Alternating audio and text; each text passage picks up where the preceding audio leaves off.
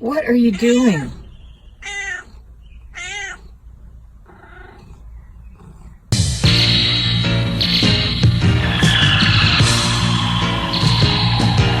It's the Great Space Coaster. Get on board on the Great Space Coaster. We'll explore. Hey man, is that Metal-O-Mania? Yeah, man. Well, turn it up! Hey, what's up? This is Jason Bitter from Overkill, and you're listening to Metal-O-Mania. What's up, everybody? Billy Milano here from Method of Destruction MOD as we get ready to tour. I want you to know that you're listening to Metal-O-Mania with Chris and Billy fucking Milano. Tell your mom I said hi. You're listening to the best Metal-O-Mania.live. You are listening to the home of metal, Metal-O-Mania.live. Powered by B Squared Inc. Entertainment.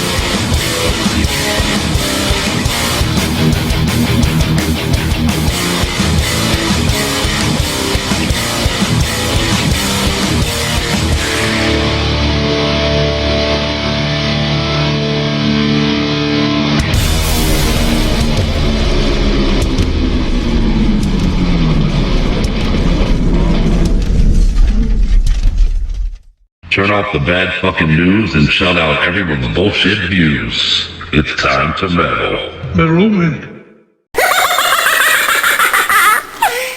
Hey! Go kill me some aliens, baby.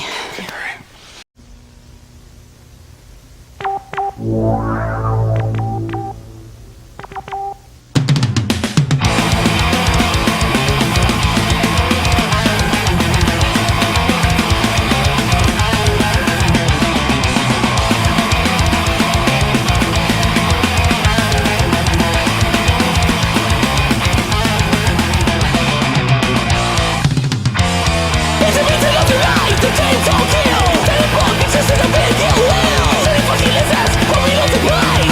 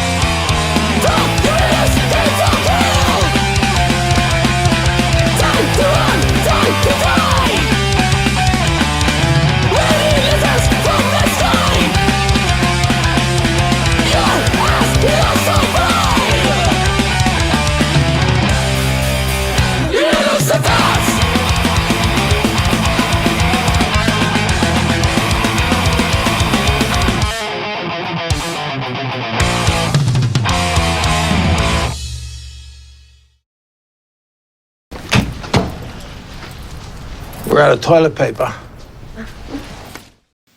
And just like that, you've been abducted and brought to Snoring Dog Studios for episode number 165 of Metal-O-Mania. What's up out there, Metal-O-Maniacs? 165. Crazy, Holy right? shit. Crazy. How are you tonight, Scully? I'm great. Thank you very much. Very good to see you, my dear. Let's do some metal. Hello. We got a great show in store for everybody tonight. We are happy that you are joining us for it. We're going to get you over to the hump together and metal up your life. And as you can see, we opened the show with some abduction tonight, man. What do you think? Oh, yeah. Good fucking band, man. I really dig these What's cats. that song called again?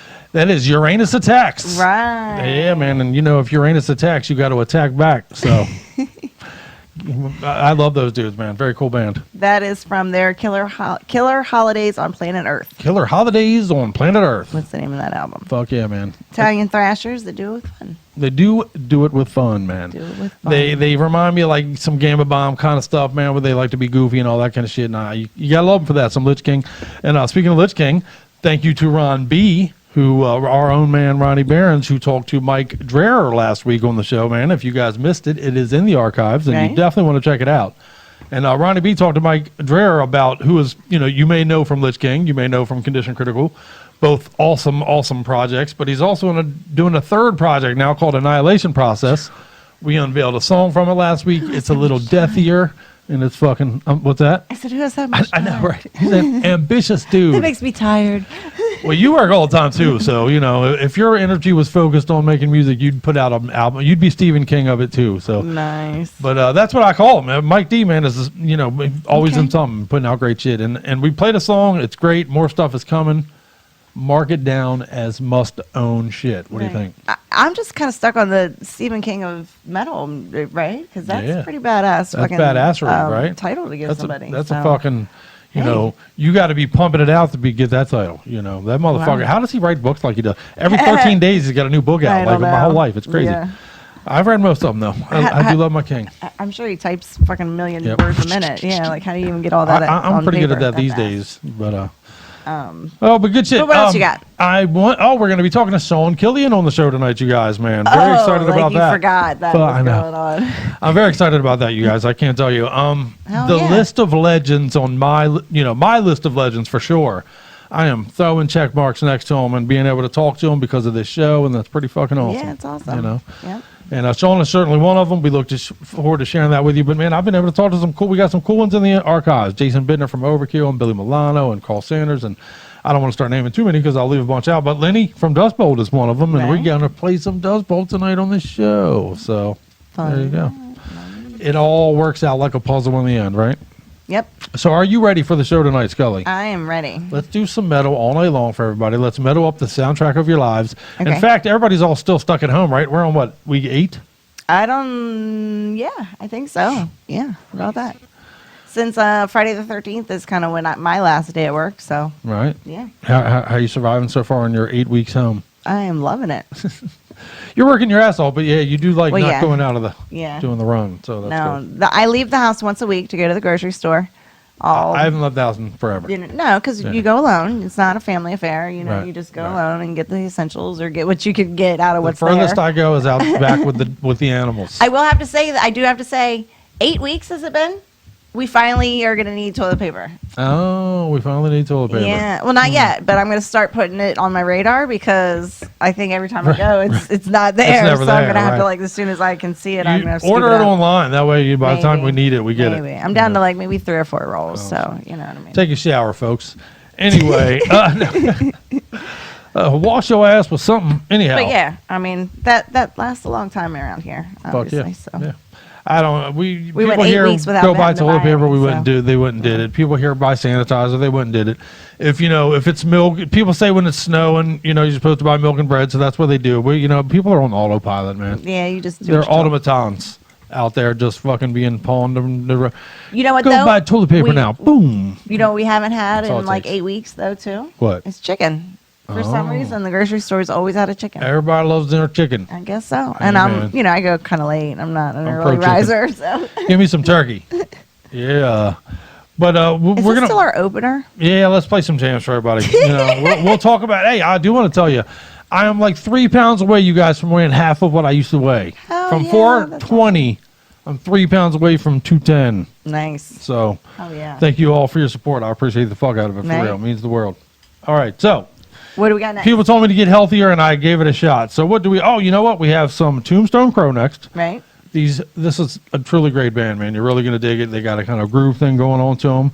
Right. We're gonna follow that up with some Dust Bowl. Well, you tell them. You tell them what we're gonna play. Well, we're gonna play Tombstone Crew with the song is "The Day You Die" So good. from Swingin' Racket. Fuck Is yeah. the name of the album. You want to get it. This is their 4th EP with a full length and a live release. Killer. There's also a full length release out there, but this new release is an EP as well. Oh, okay. Yeah, there Okay. you go. Wow. They've Yeah. been busy then. Yeah, they pump it out. Okay. And then Dust Bowl also pumps it out, man. They just put out an independent single not too long ago, but this will be off of the Trapped in Chaos release here And for we're you. playing Dead Inside. There you go. No need to wait. No. Here's some metal for your soul. See you in a second.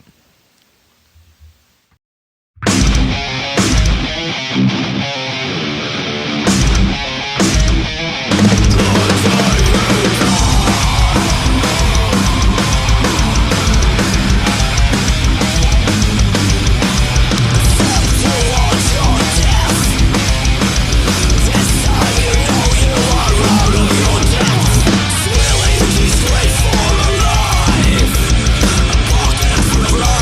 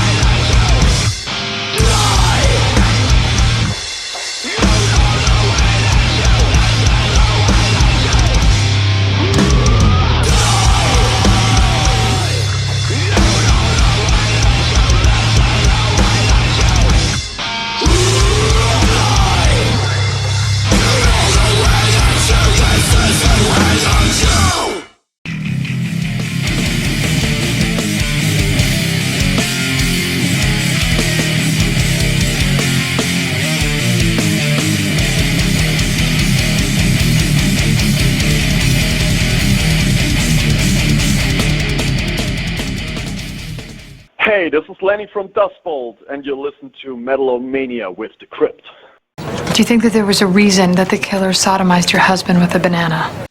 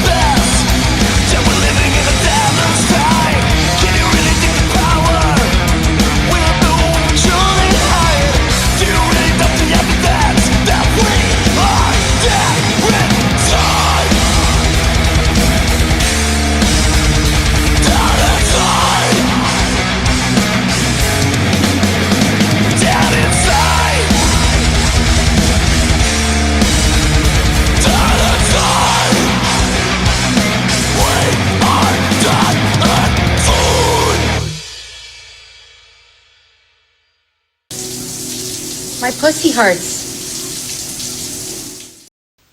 A little Tombstone Crow and a little Dust Bowl to metal up the soundtrack to your life, man. Fuck yeah. Good Hell stuff. yeah. That's fun. Good stuff. So how you feeling, Scully? I'm great. I'm feeling very silly. Yeah, she's throwing monkey wrenches all over the studio tonight, let me tell you.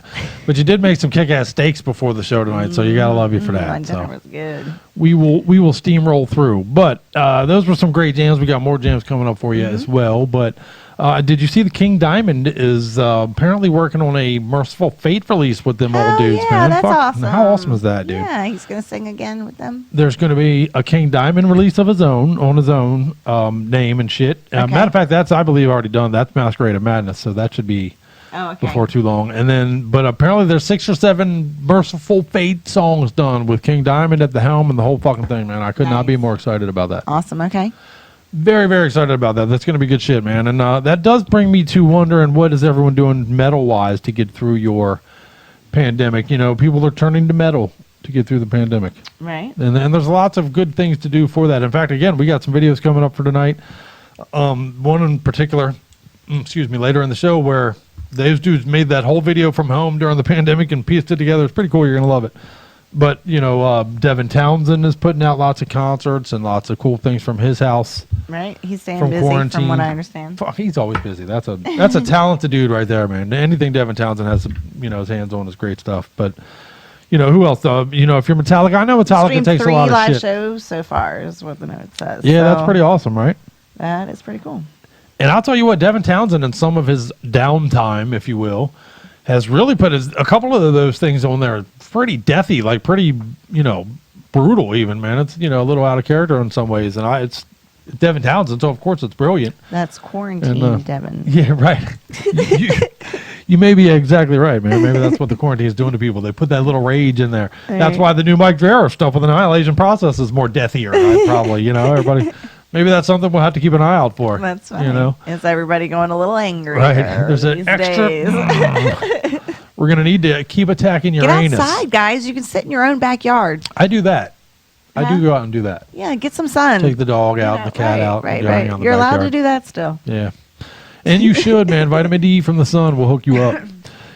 Scully needs vitamin D from the sun and from me. But anyway, so you knew that was coming. That was coming from a mile away, wasn't it? I know.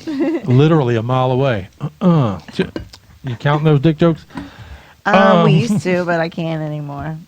I know. We need to bring back Kurt, and we need to bring back Mr. Tallebacker at some point in the future. But we'll talk about that. And if you don't know what we're talking about, we'll tell you later. Go to our archives. Oh, there you go. Check out the archives, and you will know.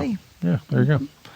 But I saw something that I'm wondering if this will trend, and that's the drive-in concerts. That is really cool, actually. It was fun. I mean, watching everybody with their lights and flickering and, the horn blowing. Yeah, I mean, don't blow your horn. There was a lot of this. That apparently is how you clap at a concert like that, man. I'm not sure I like that part. There was a lot of horn blowing in the couple of videos I saw. I mean, you can't fucking be blowing your horn during the song. Yeah, You're drowning out the song. Yeah, you got to be smart maybe enough at the to end, like a collectively, like a, that was good. Like, you badass motherfucker. Right. But during the song, don't blow your fucking horn. Don't horn through the song. Yeah, like we're all headlights all you want, man. I guess that's like the lighter, right? That's, Yeah. You can do and it all looks you want. bad as shit. You know what I mean? Up there for the band, I'm sure it looks really cool, I think we should do that. Although for you're going to give the guy too. a fucking seizure, maybe. Yeah, right. They won't care. They're in their car fucking. So, no, I mean the band. Oh, yeah. The guys in the car are going to give the guys. Well, see, that's my question, though. So everybody's still got to stay apart. So the band, don't they have to be in their cars, too, up on stage? You got the singer sitting in his hopefully car. The stage is large enough. I mean, I guess if you're having cars as your audience, your stage is big enough that your band members are probably far enough apart. You can't go over and rock with each other. You know what I mean? Play your guitars against each other. Oh, you that's can't do that anymore. You have to have your own fucking sideshow mentality. Right? It'll be like a Ringling Brothers concert where everybody's doing their own thing, but and that's crazy. Yeah. But I honestly feel like we should bring back the drive-through movies as well, man. This could be a thing that we do in the future. Everybody's wanted that anyway. A lot of people have been bringing that up a lot. Truly, I know a lot of people that are nostalgic for that. Yeah. Or who never had that and or think it sounds like a cool concept. You know what I mean? Right. So everybody wants to smoke pot in their car. Exactly. You want to smoke pot. Some people smoke cigarettes. You can smoke cigarettes in your car. You know what I mean? Nobody wants to fucking. It's your car. Yeah. Right. Exactly. And how about I got one other suggestion? Not at all concert or drive-in related, but just perfect. I think for this time, in the pandemic era. Let's bring back the fucking gas station attendants. Right? I totally agree. We Let's should be doing pay that. somebody creating a job. Right. You know, that one person is the only person touching the pumps and the fucking shit and everything. Right So on. you're not having multiple people contaminate anything. Right. You know, and it's easy. It's somebody gets a job. Restaurants are more or less using that technique now where they're limiting the amount of contact as much as possible back and forth. Right. And I think that would do that I for don't a have a gas problem pump. with that. The less cool. people touching my food, the better, You're as better far as off. I'm concerned. So, Right. like, yeah, I'm all for this. Right. Howie Mandel, man. You know, that's a dude didn't like germs before. I wonder what something like this does to him. I know. Seriously, Yeah. This has got to be a horrific nightmare for somebody like that already has that Probably. germ thing. You know what I mean? Yeah. That sucks. And in a lot of ways it sucks, but we will survive. But We yeah, will- the concerts, the outdoor. Yeah, right. How cool would that car- be? I'll drive my You have ass to have over a there. If really I could stay in my big- fucking really car, big venue. that would be so badass, man. I would love What it. about your local bands? I mean, how are the local bands pulling that off? I don't know. You need a big venue for that. That's Yeah. true because, you know, you'd have to start loading up carpooling and shit. 'Cause Well, it's then going to take up a lot you of room. can't carpool. All Only with right, the people that defeats you the live purpose, with. I guess. That's Right. true, yeah. Yeah. Yeah, we'll I guess to if you have a explore that truck, more. you can have somebody in the back of the truck. Right. Shit, I'm pulling up in a truck and putting a mattress in the back of the truck, and we're going to lay back there and watch the movie from there, or the concert, or whatever the fuck it is. That's funny. You know, and people are going to get good video footage of us. So, You're not allowed to have video footage of concerts. oh, that's true. Bootlegging. Can't be bootlegging, motherfucker. So, but That'll just safeguard you from having your homemade porn. that may be something we see in the future. You know, that may be a sign of the times, man, is the return to the drive-through movies, a new way of doing concerts, a new way of doing things, man. Right. I'm already hearing that The new way of doing things would be the old-fashioned way. well, in some ways, in a lot of ways, yeah. Right? You know, I'm hearing the handshake might be death, though. That'd be cares? weird. You know, that's weird. See, I'm a lot of guys out there will back me up on this. In my era in particular, our fathers grew up with that was a thing, man. The handshake was a very big Well, deal. it's still awkward. It's hard to not do it. I agree Yeah, with you. yeah, You right. know what I mean? Like when Right. you are going to meet somebody. Like And it's nothing hard is to- worse when you give somebody a crappy handshake, man. When you give somebody especially you meet somebody and you give somehow you fuck up and give them a crappy handshake. Nothing. It sucks. It sucks for the next half hour, doesn't it? It does. I'm a good handshaker, though, boy. I give a good firm handshake, and now you can't do that shit, No. man. Now we can't touch each other. Get your fucking hands off me. I saw my mom even. She came over to bring me something, and it was a weird, like, all right, will you leave that there? Like, do I give you a hug? Good to see or, you. like, Right? It's no, weird. You don't know what to do these I days. love you, but I guess I'm not Yeah. hugging you. I love you from over there. Right. What's up? So awkward. Yeah, man, it's tough. There's lots of terrible parts of it that I'm not going to get into because we're here to escape all that tonight with some metal. What do you think? Okay.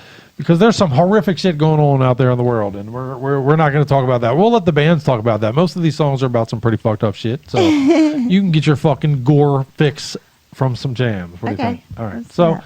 what do we got next? Then we got some Ardra. Our job. Fuck yeah! To Walk with Fire. Such a great band, great song. Yep.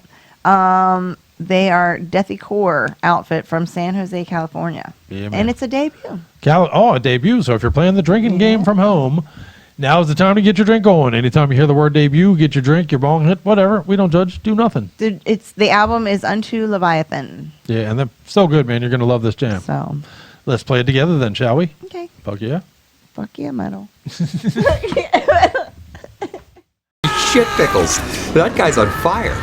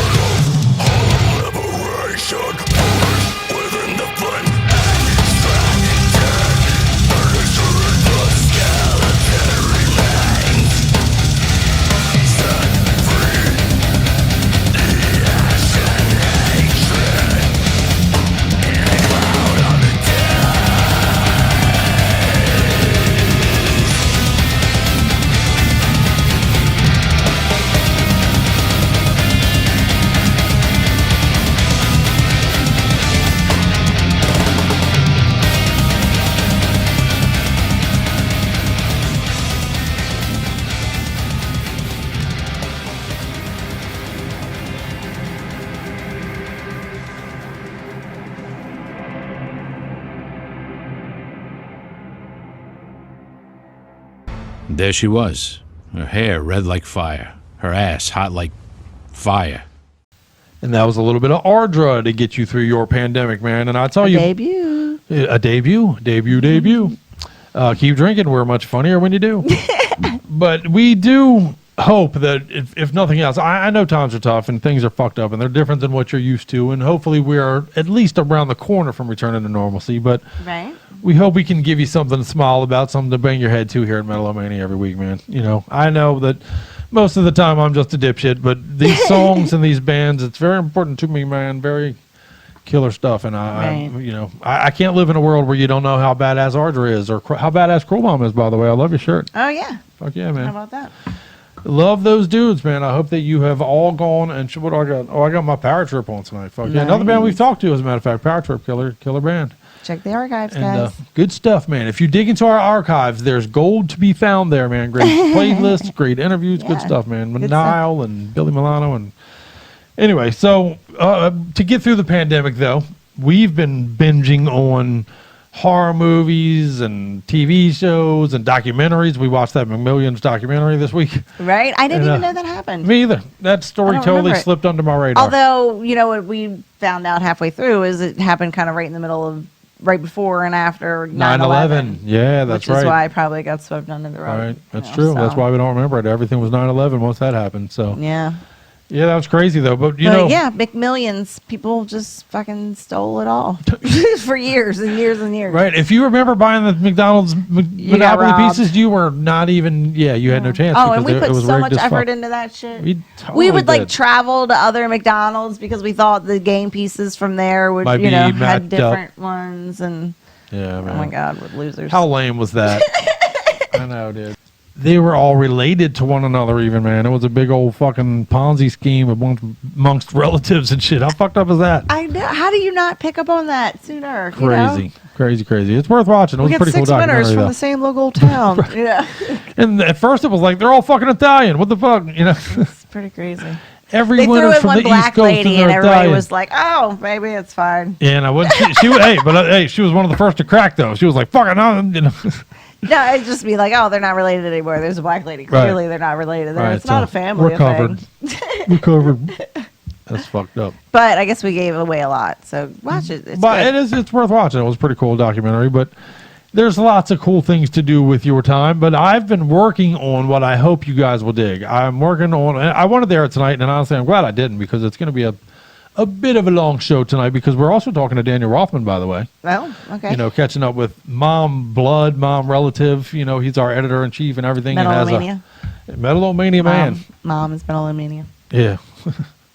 Metal-O-Mania. I know. I'm just in case people don't know. He's part of Mom. Wait, I didn't know Mamma that Mia. they know. Maybe it's they're brand new to the You're show. right. And You're they're right. like, Mom, what the fuck is he He's a part of our Metal-O-Mania family. Right. And he's also got a brand new EP out called Weight of a Dream, and it's badass. And we're going to play some of it for you, and we're going to talk to my main man tonight. So we got all that later on the show. Yeah, that's later. So in a way, I'm glad I didn't get my horror anthology project I'm working on ready for tonight because we're going to be full stack tonight. We got a full show as it is. And this might, you know me, man, that's how I do. I'm the opposite of most people. Most people I talk to, they view a project and they're like, man, I got grand designs on how I'm going to do this.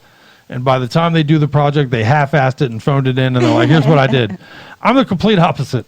I start a project like, I'm going to do this. This is what I got to do. This is what I want to do. And I'm going to give it to you. And then as I do it, it turns into this grand, gigantic project. It fucking backfires on me every goddamn time. So I started this crazy, the Crypt's favorite horror anthology movie project thing. I'll share it with you when it's done, but it's not done yet. So, and I hope that you check it out because I'm working my stupid ass off on it. So that's what I'm doing with my pandemic. Making videos for you guys, but what I'm also doing is talking to killer fucking awesome people in the metal world, right? Like Sean fucking Killian of Vio-Lence, and yes, Vio-Lence has new stuff. They are gonna. Well, I tell you what, I'm not even gonna tell you. I'm gonna let him tell you himself. Okay, I'm gonna shut the fuck up and play the interview. What do you think? All right. Ready? Yep. Let's play our fucking interview with Sean Killian from fucking Vio-Lence here on Metal-O-Mania. Oh yeah, here we go. And now for something completely different. All right, Metal-O-Maniacs, I am super excited to yet again steal some time from my main man, Sean Killian, to join us here on Metal-O-Mania. And how are you tonight, sir? I'm great. It's 90-something degrees here in Sacramento, and it's clear skies and beautiful. Sitting next to a lake. Sitting next to a lake. I helped build this community, actually. Well, yeah. I noticed, man. I've been perusing. I've been stalking you a little bit on social media. I see you do a lot of good shit like that, brother. Yeah. I've been doing it for a while. It's how I make money. Because music doesn't do it. No, music's a bonus. Right. That's the Cool Whip on top, right? You got it, man. Well, that leads me into my very first question for you then, if you don't mind. You've been in the scene for more than a minute, if you don't mind my telling you. What would you say are the biggest differences between the early days of this thing and to where we are now? What are some of the bonuses and the negatives, if you don't mind? So back in the day, when you were a young band, you had to hustle, right? So, I sold my Marshall half stack, and I didn't sell my guitar, but we all made sacrifices so we could record the demo. And then once you got it, you got the boom box with 2 cassette, things. You play it and you record it on the other one. You go to, FedEx or whatever print shop. You make labels, the inserts for the cassettes, and you stuck them in there and you handed them out. And then you booked shows, and you were a support act, and the club gives you like 500 tickets or some shit, and they're like, "That's your money. Go sell them." And by the way, you don't sell them all. You owe us the rest. Right.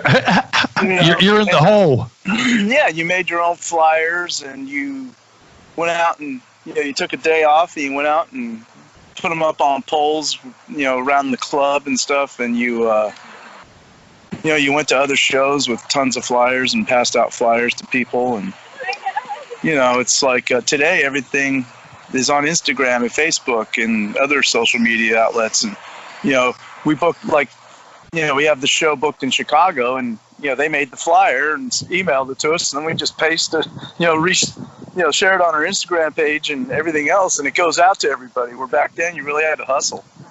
And the scene back then was, I don't think the scene as far as the people showing up to the shows is any different.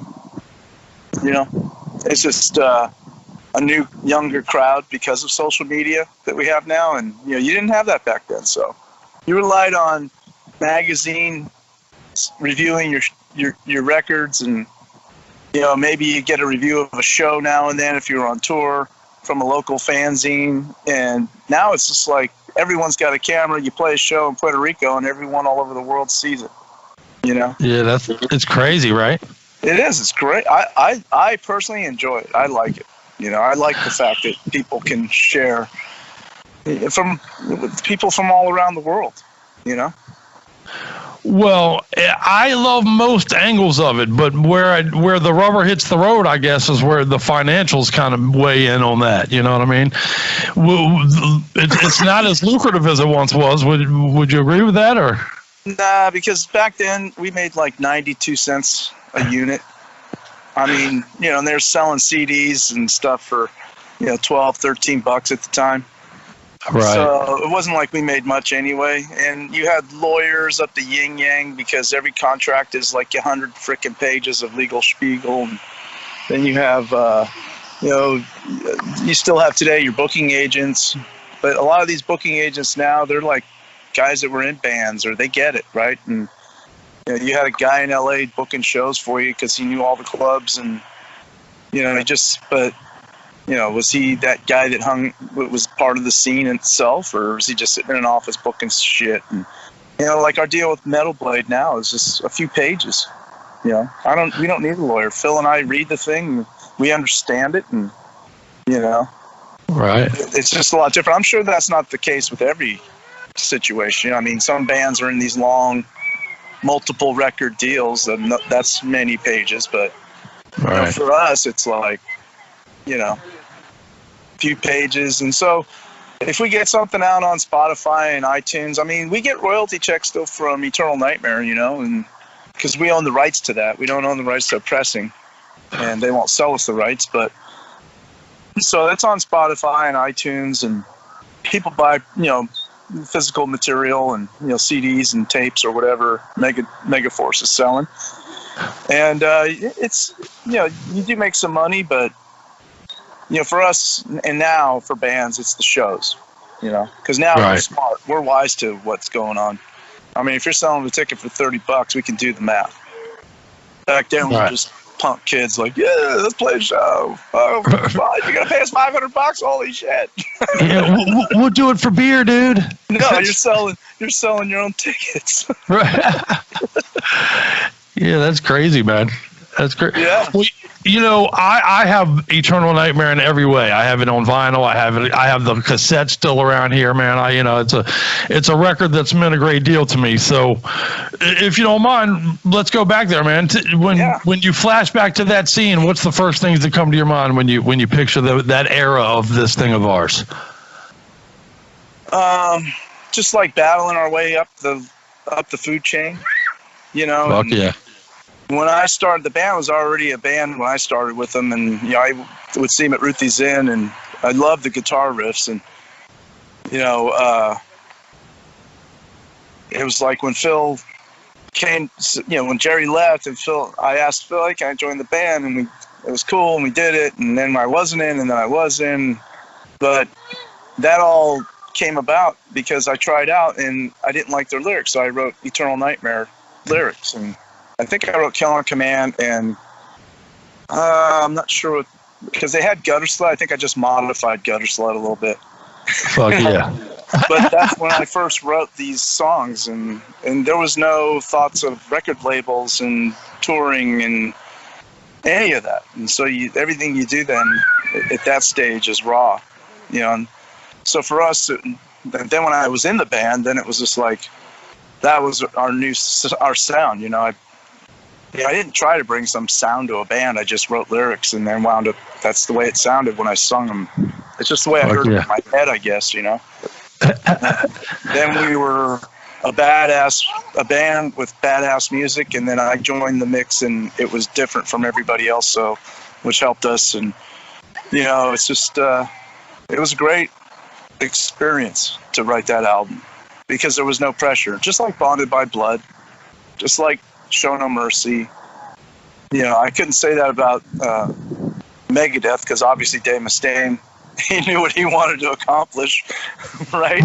Was to go out and dominate, not being in Metallica. And, and then Metallica's first album and all of those first albums are exactly, and Death Angel and, I'd probably forget 100 of them.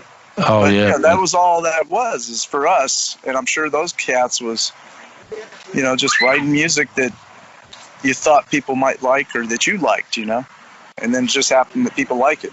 And then it gets all convoluted as you get into record labels and things aren't the same. And so then your mindset changes and, Oppressing the Masses for us was a good album, but obviously Mechanics didn't want it. And, everyone was like, oh, we have to have Eternal Nightmare. We have to have Violence, We got on, we did our thing, and then everyone's all like, yeah, that was cool, but we want you to be more like this, right? And that's where, but we wrote Oppressing the Masses before anyone came to us saying that.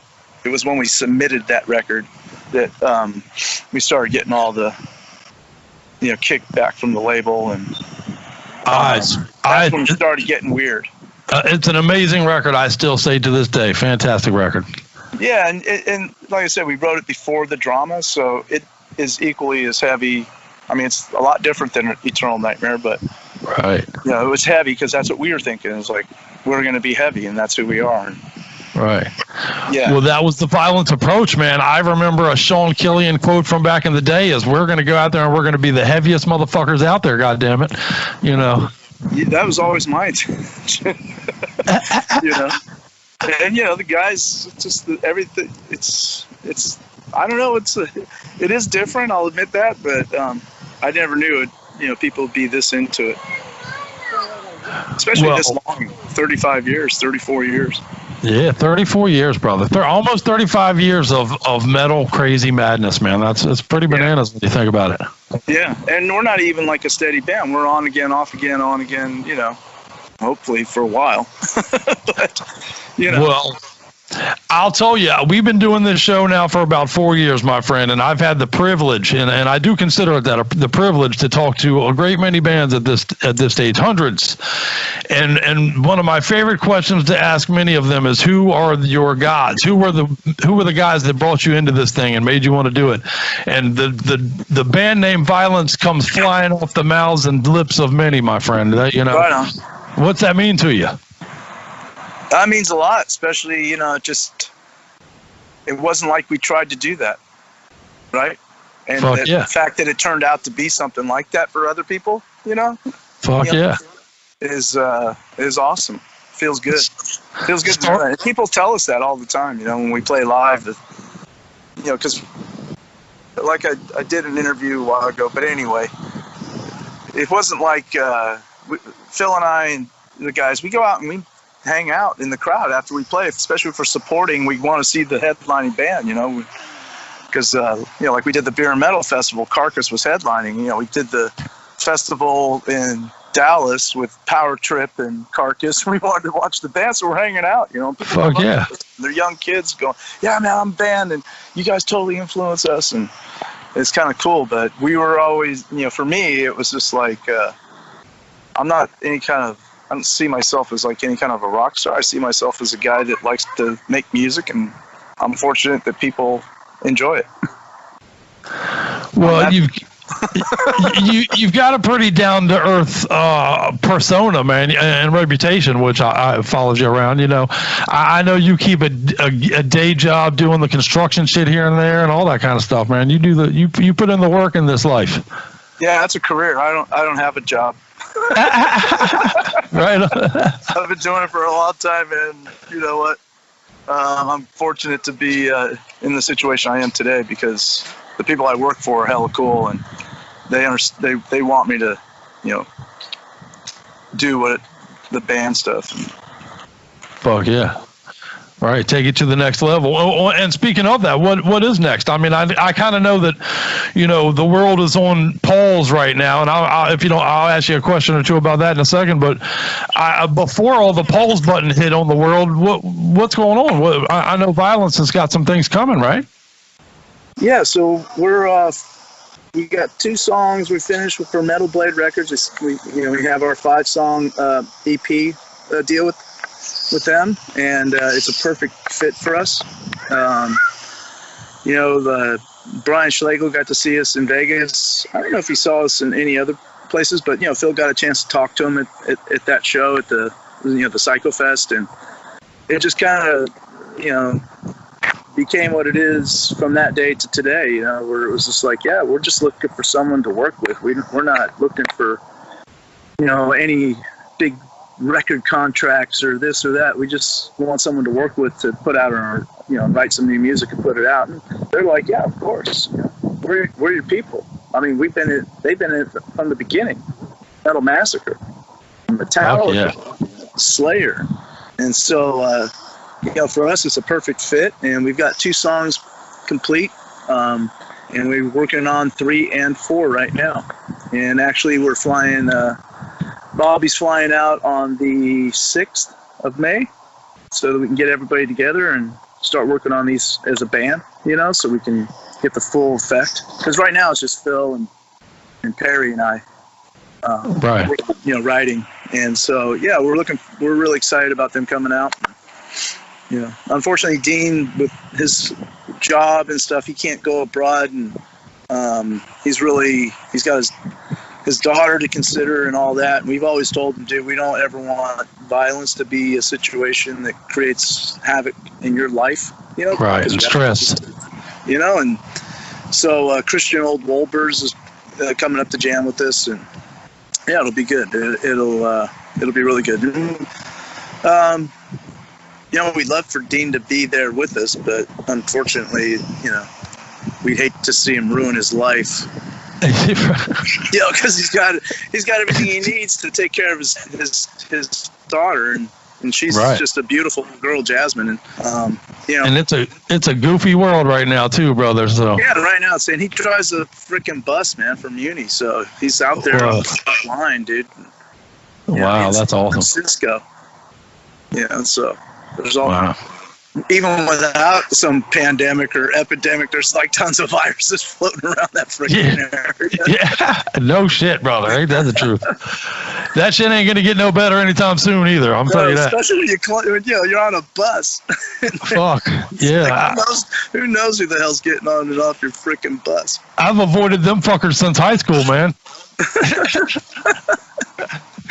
Well, speaking of the new guy, Bobby Gustafson, former Overkill man and all that, have you guys gotten the chance to really enjoy him being a part of the band yet, with the world being so crazy, or is that coming? No, he came out. We were supposed to go play Chicago and North Carolina back in March, 20th and 21st, North Carolina, then Chicago. And so we flew him out. He was here for a couple of weeks. We were practicing 3-4 times a week with him. Fuck yeah. And then all this craziness happened and those shows got postponed. But so we did get a chance to play with him. But I think this will be a lot better because he's flying out on a Wednesday morning, and then we'll practice Wednesday, Thursday, Friday, Saturdays, 4 straight days, and then fly him home. And Christian will be with us too. Oh yeah, it sounds like that's going to be some productive days there. Yeah, and like I said, Christian, dude, he's a badass bass player. Fuck yeah. He's just a killer musician all around. He's done a lot of big stuff, and we're really excited to be able to work with him. Well, I'm super selfishly excited, man. Me personally, like, fuck all the, and I got, even on this one, fuck the listeners and everybody, man. It's all about me. I can't wait for new Vio-Lence, brother. I'm excited as fuck. It is your show. Yeah, right? There you go. Goddamn right. I know this is going to sound like probably gushing and bullshit, but I couldn't be more sincere when I tell you, you're a huge part of the reason I do this, brother. I mean that from the bottom of my guts, man, for real. Thanks, Chris. For real. I sit in this chair pushing metal on the masses because, fucking bands like Vio-Lence and Testament and shit from back in the day, what you guys did to my soul, brother. So, thank you or I blame you. I'll get back to you on that. Yeah. When the journey's over, you'll know whether to thank us or tell us. Right. What the hell did you do? Right. Does it become a rebate or a bill? You never know. Be going south. That's that Vio-Lence and Testament you listen to, and Exodus and Slayer. Fuck yeah. Hey, man, that's kept that fighting spirit, brother, and that's something else I picked up from you, brother, is just you're a fighter, man. I got mad respect for you for that. Thanks, brother. For real. Yeah, it's life, man. Fuck yeah, man. You can't quit, Yeah. Tomorrow will come in either goddamn way if we're lucky, right? Yeah, I mean, you stick your heels in the ground and you freaking, let's go. Let's Fuck do yeah. it. Fuck yeah, man. This is what it's going to be, then this is how it's going to happen. Awesome. Well, man, I'm going to let you get to the rest of your evening, brother, and I appreciate the fuck out of it, man. Hey, my pleasure. We'll see you guys. All right, brother. You be good, man. We'll talk again. Yep. All right, brother. Later. Yes, sir. This is Sean Killian from Vio-Lence, and you're listening to Metal-O-Mania with the Crypt. Metal up your ass, brothers and sisters.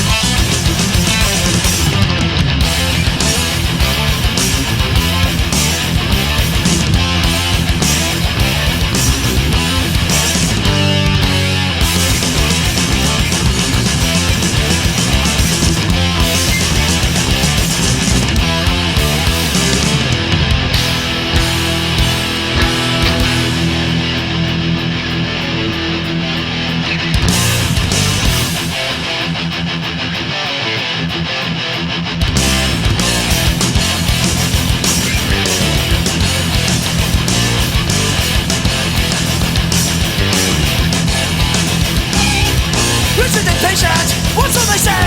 I choose to stay here for my feasibility. No way, I'm out of touch with all inside. Don't close my eyes, I've been at death from totality tonight. You're trying to do west, what can't you see? I'm nervous fighting, tormented by everything. You'll never know just what it's like. You can't imagine what disturbing will achieve my mind. In constant paranoia keeps me looking over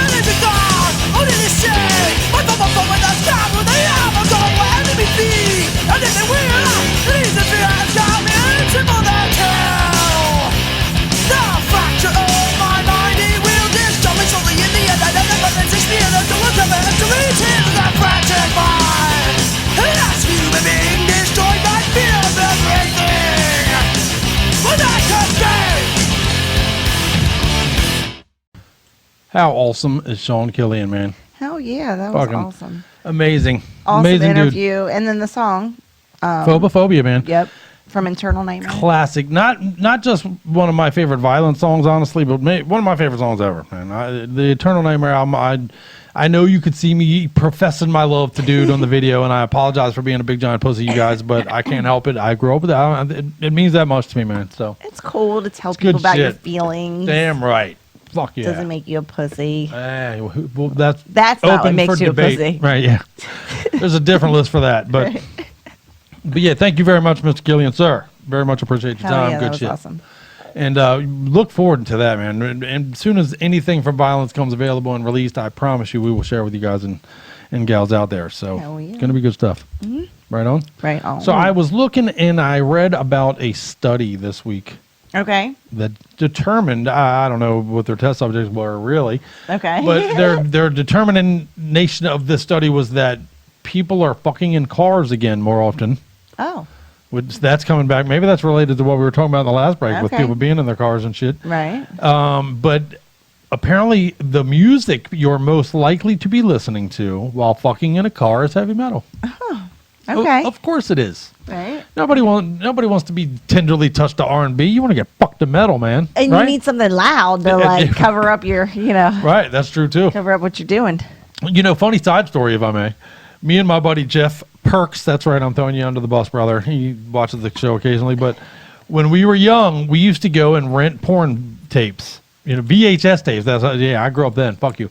But we used to go rent porn tapes, right? And we'd hook my VCR up to his VCR, and we would copy the porn tape. Bootleg our own copy of the porn tape, right? Call it what it is. But we would inject our DVD player or our maybe even cassette player back then, wire it up. DVD player? I mean, I meant to say CD player, but I mean, we would tape deck, probably right. But we would overdub the sound of the porn with metal music. Dude, I swear to God, I can remember vividly like fucking DRI's Four of a Kind over this porn I had. Oh my God. So you could turn it up and play it in your bedroom, and it just sounded like you were listening to loud metal. But after a while, you were like, man, I wish I could hear her. Yeah, like why didn't you just turn on your radio in your bedroom? We were young and we were dumb. You just couldn't do it, so you We thought could, it was cool. Right. That's probably what it was. We can Shout attach out, this Jeff. Much cord love, to Jeff. this cord, and Oh, it yeah. does this. So. Shout out to Mr. Perks, brother. I That's love you, so man. funny. To this day, he's a brother of mine. So, but yeah, that's probably true. We could, so we did. Yeah. We were young little audio geeks already. Yeah, At fucking, yeah. running around with. That's all that We was. could play with stereo equipment in our dicks. It was a fucking, made. Right. It was a match made to happen, I guess. So, but that's fucked up. That's funny to think about now. Like I, as a young teen, did not sit around watching porn with girlfriends. Yeah, I guess we did. Guys You did. sat around watching porn together. Guys did. Well, I remember weird in Are you situations like with getting your like dicks hardened, like no, sitting in a room no. with See, your no. friends? Well, not if you're watching with your buddies or not. But I do remember being around certain situations where like we'd put on a tape and like dude would excuse himself to the bathroom, and we all know what you're doing. You know what I mean? I know where you're going, motherfucker. But no, for me, I could never get a boner watching a porn with a bunch of dudes sitting in a room, to be honest. The first bachelor party I ever went to, that's the first time I was ever in a room where they're watching porn everywhere as dudes.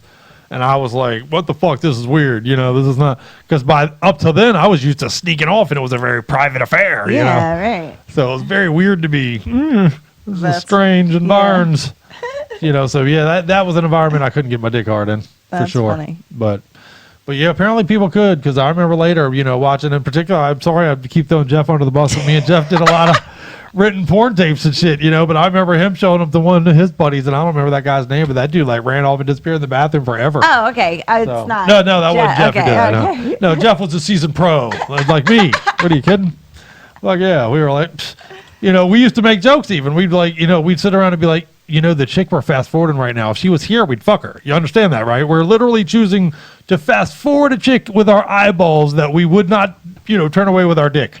Yeah, That's what porn does to your brain. So there you go. Choosier with a remote control than your penis, Of course. Well, there you go. That's really funny. But there you go. But yeah, fucking in cars is back. Huh? Yeah, fucking in cars And appears to listening be to making a metal. return. So, right, if you're gonna, and that brings me to, you and I've done a lot of fucking in cars, but We've had houses and stuff. We just Send us in your vehicle fuck stories. Yeah, I know. Why is that? We've always lived together pretty much since the beginning. Why have we fucked in cars so much? It's fun. It is fun. It's part of the... Yeah, we go out on a date. You don't want to wait till get home kind of shit, you know. So tell us your fucking car stories, You man. meet We want to somewhere know. to do it, like, you know what I mean? Like, Right. you know, Oh, that's true, too. We used to have lunch stuff happen. Yeah. And that's all you all need to know. But but tell us your stories, man. Seriously, we want to know your stories. And I got me thinking about a lot of things that we'll talk about later in the show. But like, you know, kind of, it took me back to being young, really. You know, in my brain, like it brings you back to those awkward fucking things. And you know, what I'm going to ask you on the next break is to share your awkward sex stories. So start queuing them up in your brain. That's what funny. do you think, man? And before that, we're going to play a jam. Well, real quick, though, I Sure. got a question for you. Give it to me. About sex and cars. Uh-oh. What do you think is harder to do? Fucking in a car, in a Volkswagen, or fucking in the butt? Anal or a Volkswagen? That is a good question. Which is less painful, fucking in a Volkswagen or anal? That's a good question. You know, you need a lot of room in a car. We've always had good, big luxury vehicles like that. We've been lucky. The Trailblazer. I missed the Trailblazer. That little red for that car, one. but maybe we didn't Yeah, fucking that little red one. I don't remember. We didn't have it very long. Yeah. The hood flew up and smashed We the should windshield. start. You guys should start a post right now live on Facebook where you're just putting pictures. Google a picture of the car that you first fucked in, and we should start at the. Don't even explain the very it. first one. Don't even explain it. Just put the fucking picture of the car. Like if it, I think mine would be like a '71 Buick Skylark. So there you go, man. Don't even explain it. Just start putting pictures up of cars you fucked in. Even if you're watching this on demand later Do you know in how the many week. cars I've owned? I don't even Yeah, you've remember. gone through some. I've gone through all some of the cars too, I've man. I've owned. wrecked a lot of cars, for sure. The first car that I'm gonna have to think about it, but we'll have to see. Yeah, right on. All right. And tell us about yours too.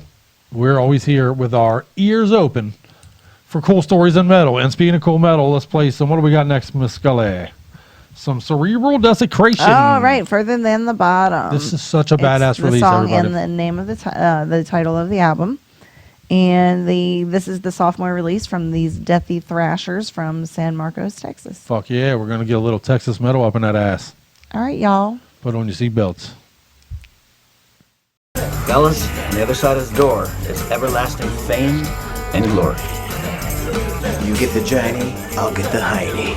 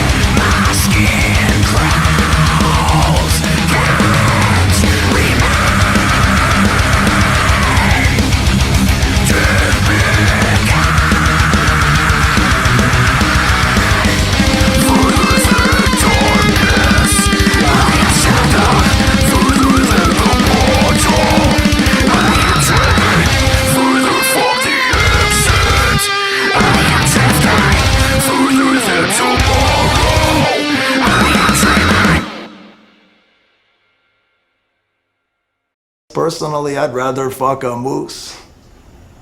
You would need a ladder to do that. Obviously, I would need a ladder to fuck a moose, but I would find one, and I would fuck that moose. All right, a little cerebral desecration, fitting for the way we run our operation here in motherfucking Metal-O-Mania. What do you think? They were awesome. Yeah, man, I love that fucking song. We've probably played that song 37 times just in the last 24 hours, even around here. So, big Quite fans. familiar with it at this point. Right, we're jamming all their shit next, but we like to prep. So, I mean, I do. Who else does that? Back me up. What? Do you ever get a song where if that one song grabs you and it just over and over and over and over again, you got to keep doing it? I'm sure there's but other you're people having probably that a song. bit more obsessive compulsive than others. Yeah, I do have a little bit of that going in my jism flow. Jim Stevens out there who supports and watches the show turned us on to that fucking Church of the what is that again? I don't remember the name of the band, but yeah, and that song gets in your head. You're done for 2 days. You don't man. ever talk about it. You never talk about it. You never talk about it anymore. Fuck! I can't believe it. The Church of the Cosmic Skull. That's it. The Church of the Cosmic Skull. It's not metal, but Jim plays it like every time I post something about being pissed off or down about something, he'll put it on there and immediately. It's appropriate. Yep, there you go. Good shit, man. So catch that. Check it out. You could be in the keyboard player's freezer. Yeah, right. So we're all pretty convinced that the keyboard guy's a serial killer. I really am. And if you're not there, then your day's going pretty good. Yeah, so right. Be happy. That shit is crazy. But yeah, man, I will say though, love that song, love that band. Had that. We've been playing that song a lot. So that's funny. That's a testament to how much we love what you guys are fucking doing. Mm-hmm. So since we go by Mom as Metal-O-Mania, and we often refer to ourselves as Mom, do we get something this week since Mother's Day is coming up? Is everybody going to send us a gift? Yeah, what's up? Oh man, it's We're your mom, damn Mom's it. Day, Mother's Day. We're your on mom, Sunday. and Mother's Day is coming on Sunday. But I guess this is a good time to remind you that if you haven't already, and you're probably not going to see your mom in person because Also of true. the pandemic, but Right. go ahead and mail her something. Yeah, if now's you the do time. something on Amazon right now, you probably get it to her by Sunday. Maybe.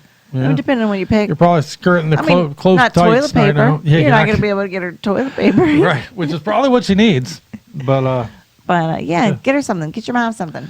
Hook up your mom, And man. don't forget to call her on Sunday. Yeah, they like to hear your voices. Yeah. Good Lord.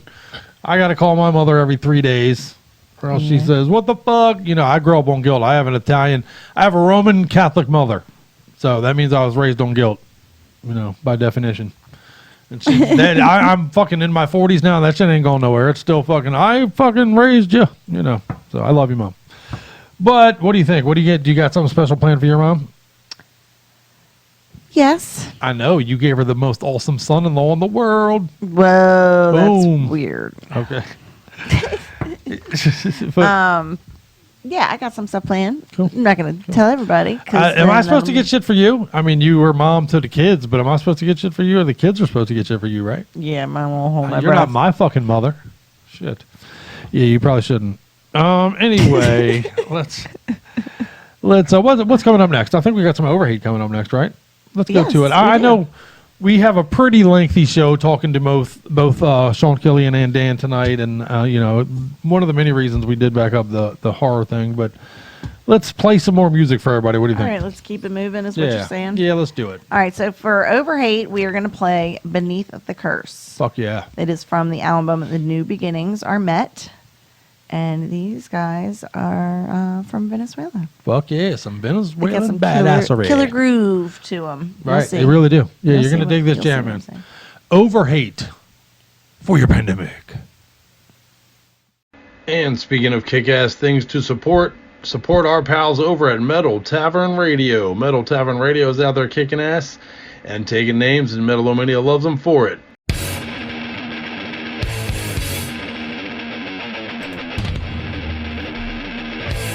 Hey there, this is DJ Noodle.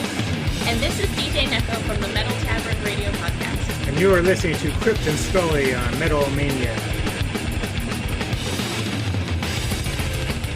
If you're gonna ask if you could suck my left nut, the answer is maybe.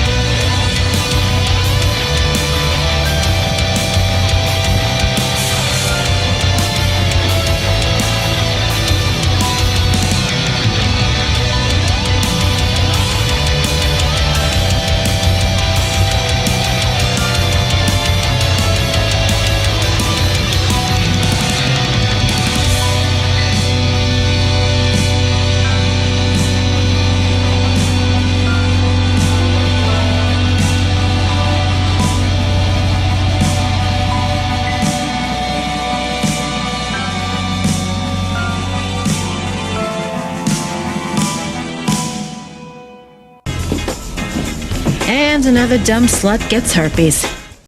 Not under love, but over hate. Fuck yeah, good shit. Like that band, man. It's good stuff. Good stuff. The state of metal right now is fantastic. I am so happy to be a metalhead with what's going on out there right now. Great shit. Yep. You know? Well, I think it's probably a good time then, too, to talk about supporting the scene. Fuck yeah, man. You know? We can't get Never out been there more in important. person right now, but you can still do your part. Bands need your help. They need you to be buying their merch. They need you to be buying their albums. That's a cool bomb shirt right there, man. You can get that sucker for yourself right now, no problem. Yeah. Can you see it? You know, fuck yeah. Over at Enemy, they've just unveiled some cool new T-shirts and awesome art, and fucking Lich King has actually just put out some cool, wild new T-shirts and new designs, and you know, man, that's just off the top of my head. I mean, there's so many. If there's bands that you love, and if you're in a position, obviously, if you're struggling, I get it. Fuck that. But if you are in a position to help out some of these bands, now is the time, man. If you ever thought about getting a T-shirt from one of these bands and you're able to do it. You got a little stimulus money, There you go. maybe. There you go. You know. What was the first thing you did with your stimulus check? Me? Yeah. I called the air conditioning guy because we need to replace our central air. So there you go. So basically a bill. Yeah, I've talked to a lot of people. Well, Lame, but at least it was a local guy. You know, it's like right. We supported he's local. relatively young local guy. He's got his own HVAC business. Yeah. You know, like Okay. I feel good about it. We're big on that kind of shit, actually. Yeah, we like to support local businesses, and so I'm curious though what all our Metal-O-Maniacs did with their stimulus check, man. What was the first thing most people? I know I've talked to a lot of people that were like weed. I bought so much weed, it's ridiculous. That's pretty funny to me. That is. You know, what do you think the most bought thing? I want. Maybe we should start a poll on our group page. Even. What do you think the most number Purchased one item, thing purchased item was with stimulus money? Probably drugs. Probably drugs. I'm sorry. Call me pessimistic or optimistic, depending on how you look at it, I guess. But especially if you include alcohol as a drug on that list. That's why I said drug. Really, I don't really. I mean, weed's not a drug. You know what I'm saying? But you know what I'm saying? Like it's altering whatever. It includes alcohol and weed and whatever. Shit, if you threw cigarettes and coffee in there, then fuck, it might be 100% of the stimulus money. Right. You know, I'm down to just my few vices I got left is a little bit of weed and a whole lot of coffee. Yeah, that's about what I got. Mm-hmm. And so I drink one soda a day. I don't even do that. You don't do that. I haven't had a soda in almost 2 years. Fuck them things, you know. But I didn't spend any stimulus money myself on sodas, you know. But I am curious to know what you guys spent your stimulus money on. When you got the check, when you first looked at your thing and you were like, "Oh shit, I got it." What's the first fucking thing that many of you did? I know somebody that bought tires. Yeah, a lot of practical shit, honestly. I do know, for all the jokes and the memes that people have made about, oh, people are pissing it away, even you and I just now saying, oh, you bought drugs. But I do know of a lot of people that were very practical with their money. Yeah. You know, took care of a bill and took care of that and paid this and made sure I wasn't getting evicted and, you know. Smart stuff. Yeah, most people we know had to be smart with it. They're probably not happy about doing it that way. Right. But tell us what you guys did, though. We're curious. Whoever did the wildest, most fucked up thing with your stimulus money, I don't know if I'm promising you anything, but we're going to talk about it on air. And we're going to make fun of you. You already got to do something cool and fun. Right. Well, we all had to be lame adults. We'll tell the story on air, though. You got your own prize. We'll make fun of them on air. Tell us your story so we can Your make fun phone is of you. fucking shit up. You not hear that? Yeah, it always is. But send us in your stories. We're very curious. We want to know what you did with your stimulus money because we're curious assholes. We want to live vicariously through you. That's right. We had to pay a bill. So although this summer when it's going to be nice and cool in here, we'll be glad we did that I'm going to shit. be feeling good about it. Very true. So last year I was like, we don't need a fucking central air. We're fine. We went through the whole summer last year without I couldn't central even turn any heat source on. Like no cooking at all. Like unless it can be done on the grill outside, you are not eating it because don't even turn the microwave on. It was 1,000 degrees in here. We kept the office with a window unit in it, and we kept that bitch at like 60 degrees, and that's where we hung out at. And paid a fucking fortune in electric. That's exactly what we did.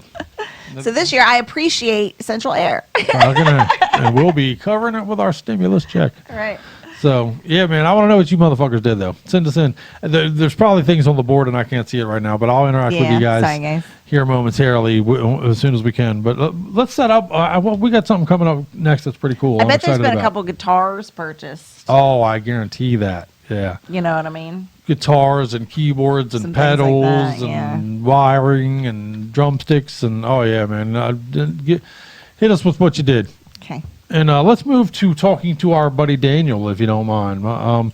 Again, Daniel Rothman is our brother. He is our editor-in-chief. He edits all our interviews for us, and that's fucking awesome. He does a great job on that shit. Hell yeah. And he is also formerly of Left and Ruin, a great cool band. to see him like each week, the improvement too. Oh, man, yeah. He's a badass, man. Dan, I love what you do, sir, for real.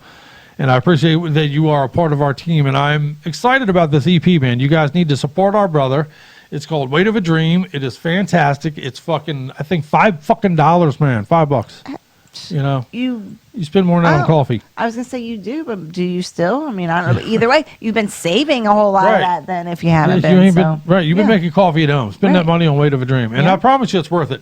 As a matter of fact, we'll work out some way with you guys that we'll send you a copy as well too, because we picked up a couple of extra for our Metal-O-Maniacs out there. Right. Fuck yeah. We'll have to think of something. We got your back. Fuck yeah. So you think of something? Just ask us nicely. There you go. Ask us nicely. Maybe we'll send you one. But we're going to talk to Daniel. We're going to play another jam. We played one for you a few weeks ago, and we're going to play another jam off the EP. And then we're going to go right into the rest of our Modern Retro Haha this week, which is Moon Destroys, I believe, right? Yes. You take it over, hun. Wondrous Beast is the song. Fuck yeah. Badass song, by the way. Yeah. That video, by the way, is the one I mentioned earlier, where it's the pandemic video, man. They're all quarantine. They all videoed themselves at home, jamming out to this song, put it together. It's very cool. You're going to dig it. You said it's a very solid release from these cars. Oh, God, yeah. See, I bet you meant to say cats. Cats. You like to call everybody cats. Yeah, everybody's a cat. You calling everybody a pussy? You're all the ones no, anyway. And then we're going to come back with what? What's after that? Some Diabology. Oh, another great fucking jam. I'm talking. This playlist tonight is ridiculous. The song is Seas of Eternity. Nobody Believes Me is the Nobody Believes Me. Great album, too, man. You're going to dig it. Little Black in touch to these dudes, man. You're going to dig They're it. Where from are they LA. from? Fuck yeah. And, hey, it's a debut. Debut. There you go. Get your drink on. Yep. You want to jam it? Okay, let's go. Let's jam it. Let's cue up our main man, Daniel Rothman. Love this dude. Yeah. Come Good on. shit. And now for something completely different. All right, Metal-O-Maniacs, we got something special. We're going to continue to have something special in store for you, as a matter of fact, because for episode number 165, we're checking in with not just the man behind what used to be Left in Ruin, not just the man behind the new Dan Rothman project, but a fucking family man, fucking editor-in-chief, fucking Metal-O-Mania, fucking blood, man. How you doing, brother? I'm doing good, man. Doing good. Very good to catch up with you, my friend. No, absolutely. It's about time we finally got around to it. Yeah, dude, I know. We've literally, for those listeners out there, I'm the guy that likes to break the third, fifth curtain, whatever you call it. But yeah, we've been trying to pull this off for a couple of weeks, and even during the pandemic, it's been crazy and busy. So, but since the last time we talked, Weight of a Dream is official. It is released upon the world, man. Talk to me a little bit about that, man. Now that's, I know that you and I have the luxury since I know you and love you and your family. I got to talk to you during the process there. But now that it's out in the world, man, is there a relief? Is there a birthing canal process that is taking place here? What's up? Oh, I mean, it's kind of a relief because, I mean, I initially, the title track, Weight of a Dream, I actually wanted to put out like 3 years ago. I was going to release it as just its own, just one single. It was just going to be one song that I was going to put out for the hell of it. And I'm like, well, why don't I do, I was like, I got these 2 or 3 other songs over here that I could probably put together. And it's like, well, might as well just do 5 and do like a whole EP kind of thing. Fuck yeah. And so I ended up waiting for probably every bit of a year on 2 different drummers that I had lined up for it. And it just never happened. So it finally got to the point where I'm just like, fuck it. I'm doing it myself. Yeah, right. Let's do this thing, man. It's like it's time for this thing to be done and over with. And the title track, Weight of a Dream, was actually a song that I wrote during the recording process for the Left in Ruin album. That's how that was. The title track, we put that out in 2017. Right on. So that title track goes back about 3 years, and I wrote that. It was a very personal song to myself, about myself and my kids and all that. And so I told the guys in that band, I said, look, this is a song that I wrote. If you guys like it, we'll use it. If not, I'll keep it to myself. I was like, I'm not trying to rewrite the whole song. I hate being that guy where it's like, hey guys, I wrote something, here it is, learn your parts. Right. You know what I mean? I like having everybody else's input, but I'm like, this song is like the one time where it's like, no, sorry, learn your part. Right. And basically every time we went to practice, they'd be like, oh no, I haven't had a chance to listen to it yet.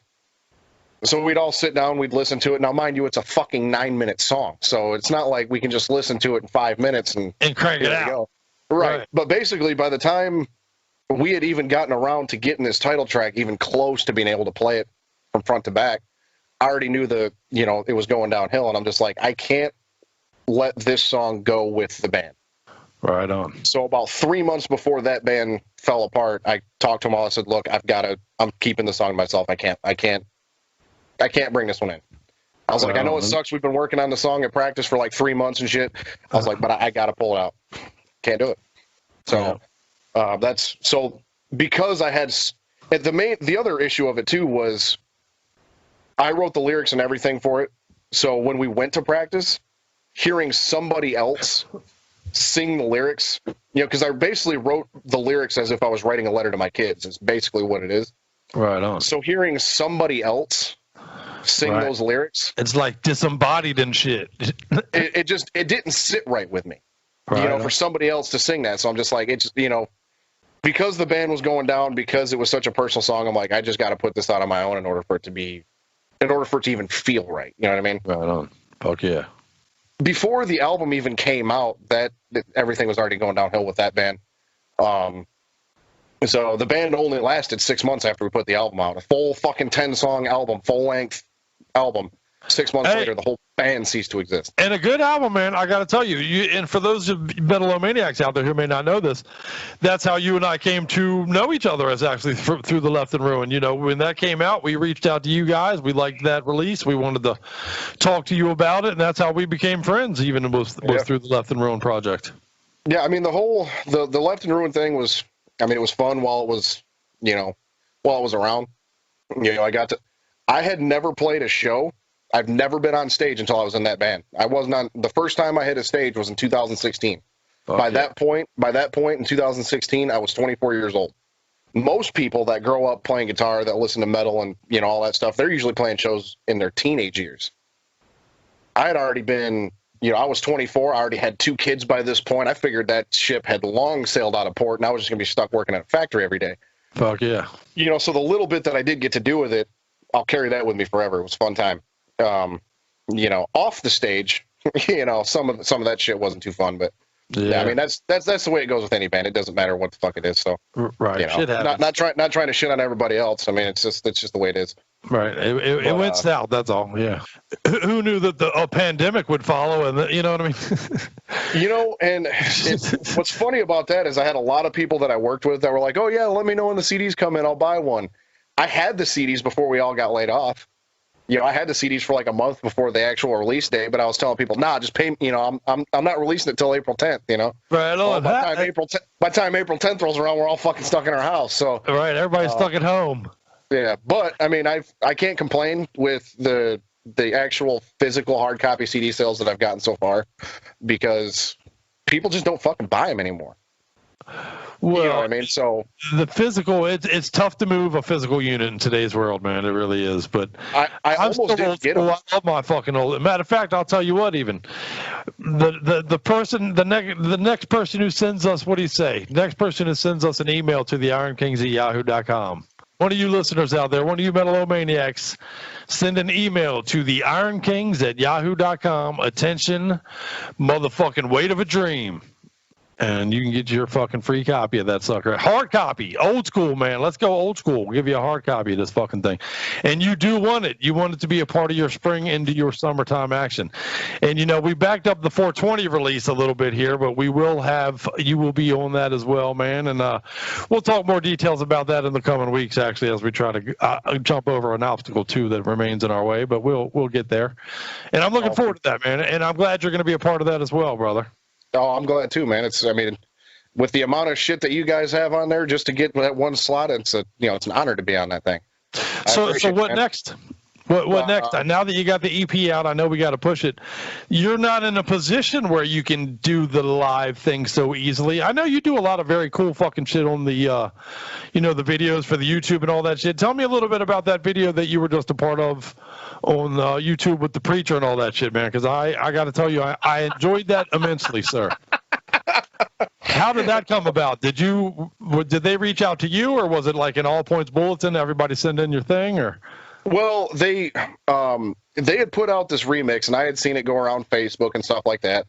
And, a bunch of my friends had shared it around. We all got a good laugh out of it and everything, because I think this guy is a fucking quack. Okay? Quack. Yes. It's like, I'm sorry, but a guy that's worth $730 million is not going to tell me to make sure my tithe gets paid to his church when I don't have a fucking job. Okay? Right on, man. Unbelievable. But anyway, I was talking to a buddy of mine that I used to jam with years ago. I was like, man, we need to do a metal version of that. Well, and then I had seen that somebody did do a metal version, and I told him, I was like, oh, fuck, dude, we missed it, we missed our shot. And he goes, well, I didn't hear a fucking guitar solo in that bitch. And I'm like, hell yeah. All right. Just something to do for shits and giggles. I figured I'd throw it up on YouTube and Facebook, maybe get a couple good laughs, and that was going to be about it. Well, I post it, and within an hour, the people that did the original remix got a hold of me, and they're like, hey, we're putting together a fan collaboration. We'd love to have this on it. And I'm like, okay. Hell well, yeah. I was like, when do you need me to send it in? They're like, immediately, because we're putting it together tonight. I got it into them last minute. They included me in their fan collaboration. There's a bunch of people across YouTube and shit that took their remix, did their own version of it, and then they put it all together. So, I mean, that was actually really cool to be a part of. Yeah, they did a nice job too, man. I really like the way that turned out. Oh, yeah, I thought it was great. And I was really fucking stoked that they had mine in it, and they actually put the whole guitar solo in it. I thought that was just fucking awesome. Yeah, they totally did too, man. The whole thing. Give them a little quick plug. If you, what are they? What's their YouTube channel? The YouTube channel is WTF Brah, which is BRAHH. WTF BRAHH. WTF Brah. And they got some funny shit on there. They got some good stuff on there. Oh yeah, they got a bunch of shit on there. So yeah, shout out to them, because that was pretty cool. I got a decent amount of traction off of their video and everything, so that was cool. So what is next, man? What is next for Dan? Well, to be honest with you, my entire plan with this EP was the title track. It's the final track on the EP, track number 5. That is basically like my swan song in a way. Like, if this is the last fucking thing that people ever hear from me, I'm okay with that. Because when I hate going back to this all the time, but when Left in Ruin split up, it was the only band that I had ever had. And by this point, I had been playing guitar for 13, 14, 15 years, something like that. I put everything I had into that motherfucker. I was working an afternoon shift. I got one day off a week, and I spend it at band practice. Shit like that, you know what I mean? And then I'd be finding babysitters and shit like, hey, take my kids for the fucking weekend so I can go play a show somewhere. Instead of spending time with them, I was doing something else. Right. And it's to the point now where my kids are going to be 8 and 6 this year. I know, they grow quick, brother. So it's like, it's blowing my mind how quick they're growing, and it's like right now they still want to hang out with me. Yeah, man, that goes away. They're not 13 they're not 13, 14 years old slamming the door in my face, and I know that time's coming. Yeah, man. So it's like I need to spend as much time as I can with them now. When they hate me, fine, I'll go to band practice or whatever the fuck. You know what I mean? Yeah. So Weight of a Dream I put last on the EP for a reason. So that way it's kind of like my swan song. If I never do anything after this, I'm okay with that. And part of the reason I wanted to do this EP was because I was so bitter over the way Left in Ruin went down and all that shit. I can't let that be my legacy. I can't let that be the last thing that I do, because it ended so shittily. That's a word. It is now, goddammit. Right. It ended so shittily that I'm like, I can't look back on my musical endeavors and say that's the last thing that I did. I'm not going to be happy about it. Yeah, fuck that. So if I don't do anything else after this EP, I'm going to promote the fucking shit out of it. But if I never do anything else, this is kind of my way of writing the last chapter, so to speak. All the more reason for you Metal-O-Maniacs out there to pick up a copy of Weight of a Dream now. Get a copy of it, man. And I tell you what, we'll get those. What's that? They're only $5. Right. You can't beat that, man. You fucking goddamn cup of coffee at Starbucks costs that, and you can get music that will last you forever. And if you buy a hard copy, and it all actually comes with a printout with a QR code on it and a link and all that kind of shit where you can get a digital version for free, and you get 3 bonus tracks. Fuck yeah. Only if you buy the physical copy will you get 3 bonus tracks. Fuck yeah. And you can't beat that, man. The gift of music, it lasts forever. And if you miss out on winning the free copy, go buy the fucking thing. You're on Bandcamp, right? I am not on Bandcamp. What's the best way for people to buy it? Go right to you? You can go to my Facebook page, you can go to my Instagram, you can go to my Twitter, and just like follow the link in my description, and that'll take you to it. The actual website link would be danielrothman.bigcartel.com. Fuck yeah. That's where, if you go there, you can get the CD, you can get the hats. This is a hat that I had made up. Fuck yeah. You can buy this hat, you can buy T-shirts, you can buy hoodies. I've got all that shit. Fuck yeah. I believe Scully has a Left and Ruined shirt, as a matter of fact. She runs around in here sometimes. So, yeah, buddy. I did see the one day she wore that on the show. That was sweet. Fuck yeah. Yeah, she's all right. I guess I'll keep her. But, well, kick ass, Dan. I appreciate your fucking time, man. I appreciate now. See, and this is something else people I know I alluded to a little bit earlier, but you're here every week, my brother. You're you're behind the scenes with us every week now on Metal-O-Mania, man. You are our editor in chief. You fucking make our interviews look awesome, and fucking, I appreciate that, brother, man.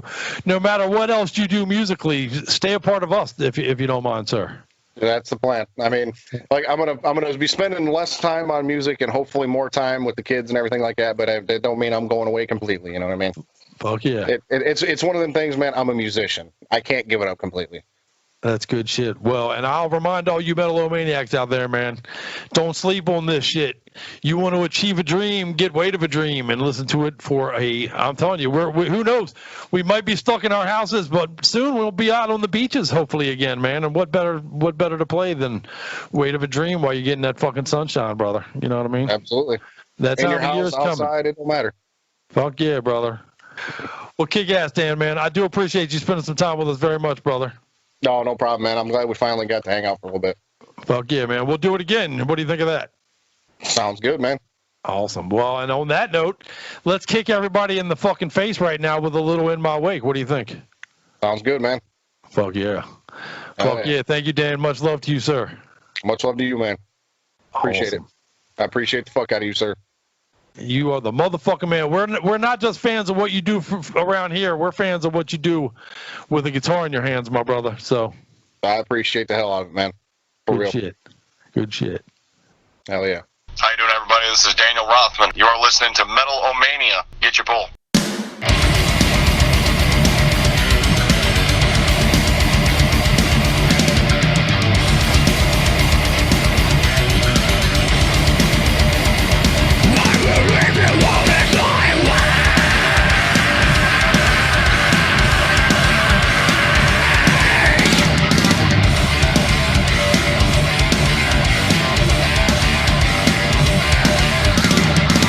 Rise from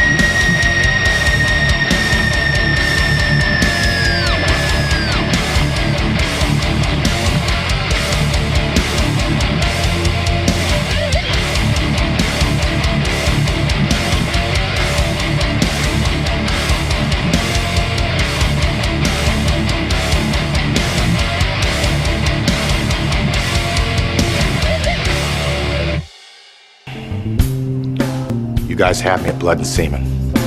This is Riley from Power Trip, and Metal-O-Mania kicks ass. Straight man ass virginity is the most precious virginity. The most sacred virginity of all virginity is a straight man's asshole. Yeah. You thought your vagina?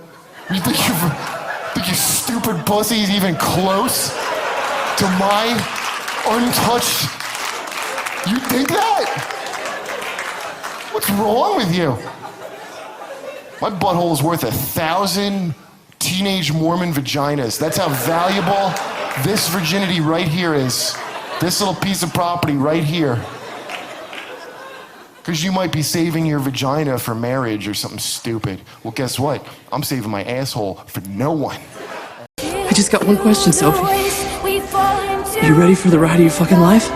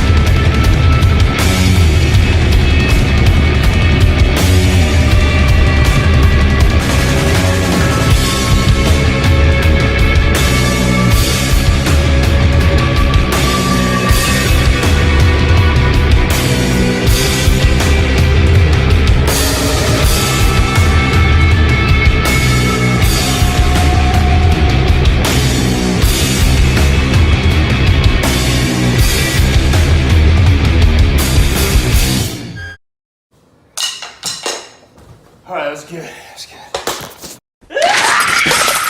Jesus H. Fuck! Let's all be best friends. Oh my God! And gentlemen, please, for the love of God, stop sending people pictures of your dick. I don't get it. Even if they ask for them, don't send them. Have some class. Every time I've been asked for a dick pic. Both times. I have sent that girl a picture of Richard Nixon with a caption that says, "It's tricky." The only time I would even consider sending a girl a picture of my dick is if she was like, "Chris, I would come over and have sex with you right now, but I genuinely don't think you have a penis." That would be the only time I'd be like, "Fuck you, bitch, Chicky, Chicky," with like today's paper laying next to it.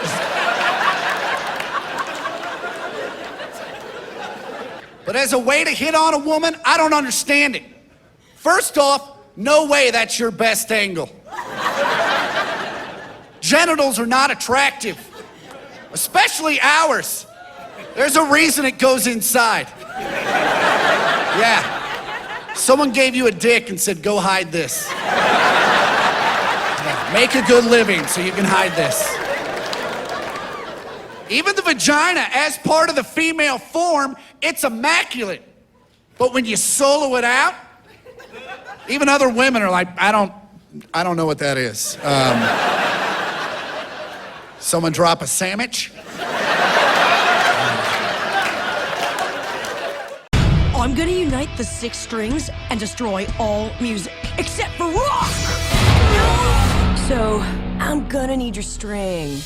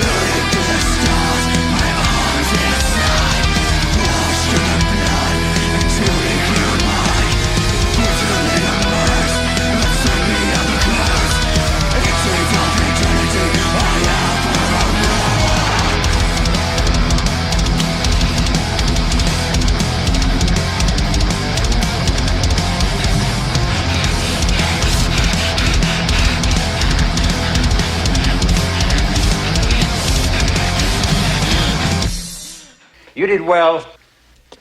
Go out and fuck somebody. But wear a damn rubber. Everybody's got the damn herpes these days. And I forgot when we started all that with Daniel Rothman there, that's no longer the Modern Retro Haha. That's the metal sandwich that we give you late in the show, right? Oh, I forgot. The metal sandwich.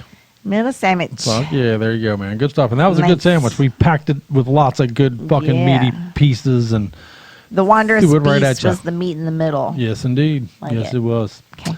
Like you were at that. Anyway, Sandwich between Daniel Rothman and Diabology. Fuck yeah, man. All good shit, man. And I really hope there was a lot of D's in there, man. We threw a lot of D at people. Daniel, Moon Destroys, Diabology. Fuck, that was the D freight train coming at you. The D sandwich. Fuck yeah, we threw everybody a D sandwich for that one. Yeah, gotta love it. So, but yeah, I could not be more proud of the playlist that we were bringing you guys, man. Truly. So. Good shit, and it'll always be a special episode to me because we talked to Sean Killian for it. Even though you forgot half of it already. You know, I was thinking about this earlier. All the shows, all the movies, all the shit we've been binging on here lately. We could start all of them over from scratch right now, couldn't we? And you'd be like, "All right, yeah, what's happening next?" Whatever.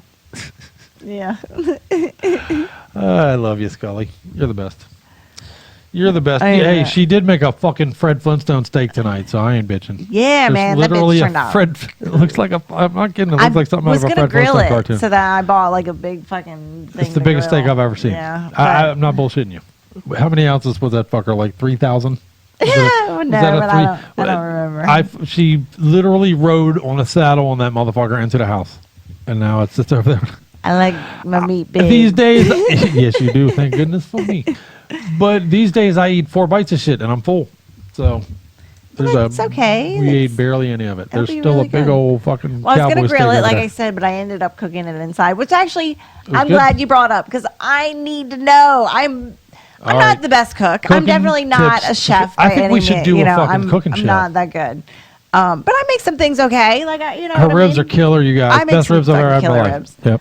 Truth. Truth. And I like to broil things. I broil steaks. I broil pork chops because I love that crispy, you know. Mm-hmm. And maybe I've even talked about this before, but how do you broil and not set off the smoke alarm? Right. How do you, man? Because my poor dog is terrified, and I feel so bad for him because he has actual anxiety. And Oh, he does. and He freaks out. Gets to like the farthest corner of the house he can get, He or does this outside weird little if he can get crouch walk outside. thing, man. He fucking. Literally he looks at us like, guys, the house is burning down. Can't you hear that? Come on, let's go. What are you doing? And He it's totally so does. Like, sad. oh, y'all are stupid. Why aren't we doing? What are we Yeah, doing? I feel so bad. Escape plan time. Yeah, And true. I'm like, That's a buddy, true it's story. going to be amazing food. It's going to taste so good. I'm Yeah. sorry you're so scared. Yeah, and he usually gets pieces of it. So what the fuck? I just told you I can only eat 4 bites at a time these days. So Deuce is that's why our fucking dog is so fat. But, Yeah, well, that is true. But But yeah. All right. but back to So tip it. I need to know, like, please, if you know how to broil in your oven without setting off the smoke alarm, please help me out. Teach me that. That skill. does bring me to an idea I've had. I would like to do, and maybe one of you out there is the perfect person who is watching right now. You need to reach out to me.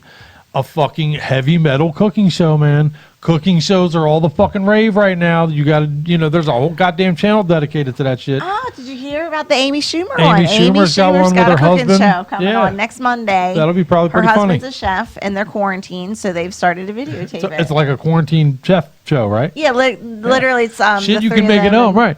or her I'm and her not husband, kidding. yeah. I think we should do something cooking style, Okay. metal related. What are we just gonna have metal playing in the background while we cook, Maybe. or like how do you make it metal themed?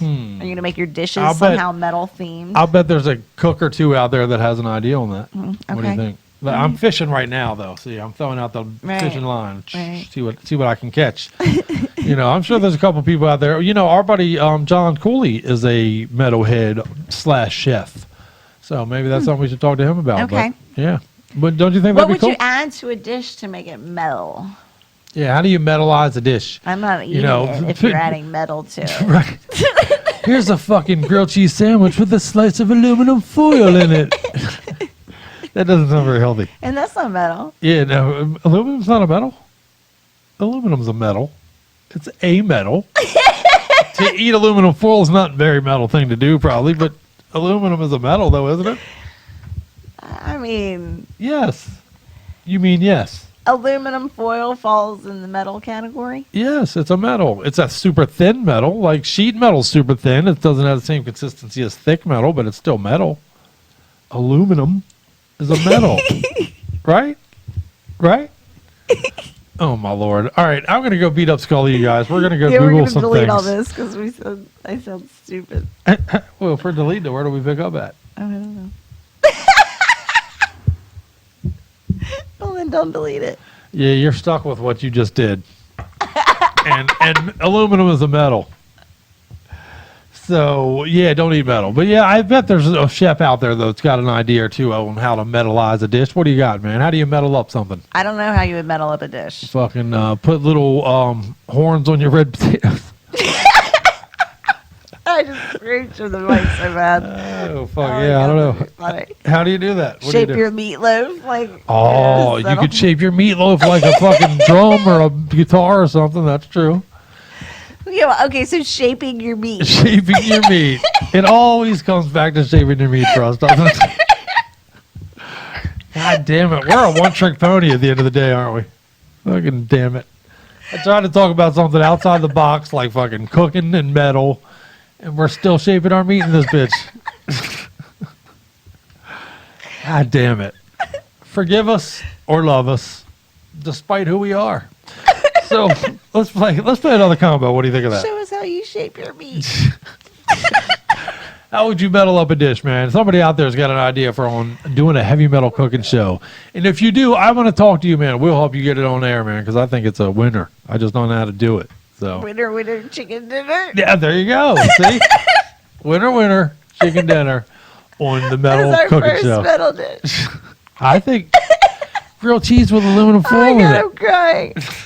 I can't Yeah, today. you can't even introduce these songs. What do we got next? I got a twofer coming up for you. God, this show's been so funny. We're gonna play some disbelief, and we're gonna talk about disbelief when it comes to I Scully. But disbelieve how funny it's been. we're gonna play "The Waiting," which is a great song off of "The Ground Collapses," a sludgy death fucking thrash thing out of Germany. Where you're really gonna dig it. Formed in 1990, by the way. This is their Wow, 11th. they're as old as your son. Yeah, how crazy is that? That is crazy. This is their 11th full-length release, man. Wow. You gotta love them. So dig into their discography All of right. disbelief, and you know They what? got some staying power. They do, right? They're going to hit you with a left with that, and then we're going to come back with, I'm not bullshitting you, one of my favorite fucking things of the last year, and that's this new Temple of Void release. Me and my main man, motherfucking DJ Anubis out there from Metal Tavern Radio have been fucking loving this album, and dude, you couldn't be more right, dude. This album is so great. We're going to play Self Schism off of it, The World That Was, just an old school death metal crunch to these motherfuckers that you are going to dig if you don't already. What do you think? I think it's awesome. You want to give it to him?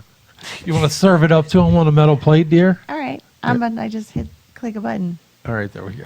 All right. Yeah. See what I live with, guys. This is my pandemic. How's yours? Not as good as yours. You're probably right. He's the villain in my story. He's a strangler who's escaped from an asylum for the criminally insane.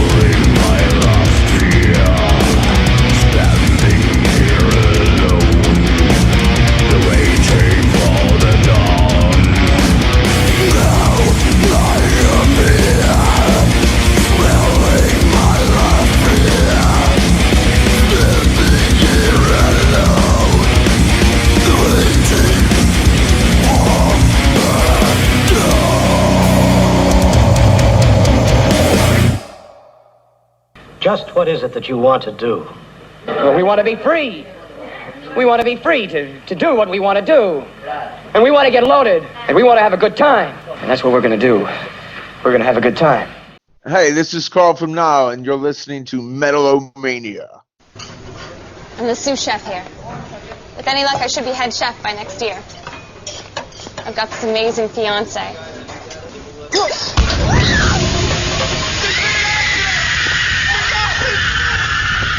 That's the power of Pine Sol, baby.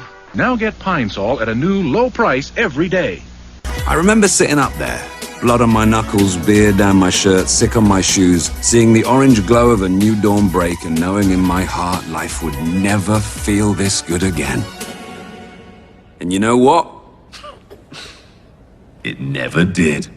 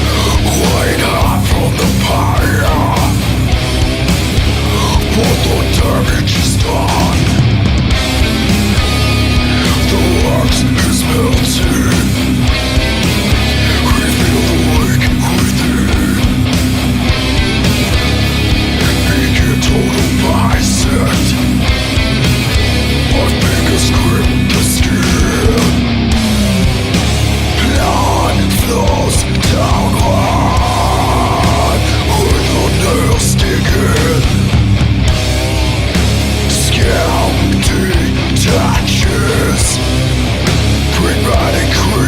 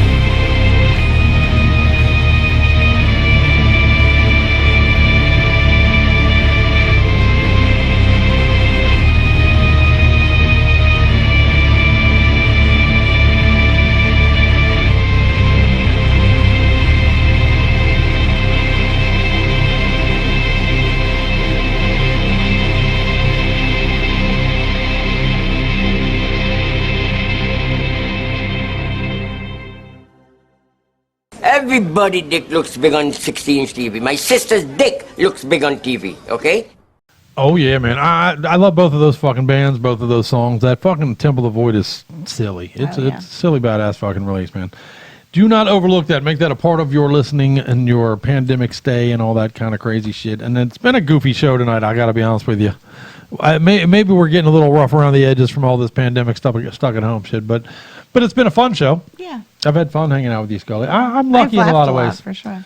I'm lucky that I'm stuck at home with you and that. Thank you. In a lot of ways, you cook and you do all these awesome things that we won't talk about on air. Right. But I was thinking about it. We're very lucky that our kids are older, you know. I know, How man. I crazy feel it for for all some- of you that have to like be teaching your kids fucking whatever your school lessons are right now. No shit, man. I do. I feel for you. That's You gotta are be amazing. Yeah, I work with a woman who has 2 young kids and is, I know her workload because we work together, and I feel she's an amazing person. I don't know how they do it. How do I you really do don't. it? For real, that's crazy. And some people who are, especially if you're not used to being home with a small child, and also you're basically keeping, you get cabin fever. As an adult, you deal with it somewhat, but as a child, you're like, what the fuck? And kids are always fucking hungry. Yeah. And at least when you send them off to school, you Right. can, like they deal with it for a fucking period of the day. Right you now, know? too, you're just watching them like they might as well be eating money, Yeah. Oh, there they are eating more money. Just nonstop. Fuck. Totally And, true. The shit's not always available, so kids don't get that when they want something and it's Right. not at the store, not at any Right. of the fucking stores. Right, it's completely out. They don't get that. Yeah, if they're young, they don't get that. I saw a great post the other day from one of the people you work with, actually, who said, "I'm fucking sick and tired of being stuck here with my parents' grandchildren." Right. I thought that was pretty funny. Like, dump them on the grandparents. Goddamn it, I need a break. That's funny. Yeah, you But- see, like the people are like kicking their fucking kids out and just throwing their fucking bags out the fucking windows of the car. Get in the car. Go to your grandma. If I'll tell you what, if you have any room, and now that at least it's getting warm, I'll bet there's a whole lot of parents that have yards that are thinking right about now. Let's set up a tent. Set up a tent in the backyard, kids. Now's the time. Put a fucking tent out there. You guys can go camping. Right. Holy shit! I can touch your mother for the first time in 8 weeks. That's funny. 8 weeks. 8 weeks, you guys. Hold strong. We'll get through this, you guys. Hold strong. Yeah. Fuck yeah. Crazy Crazy times. Crazy world, man.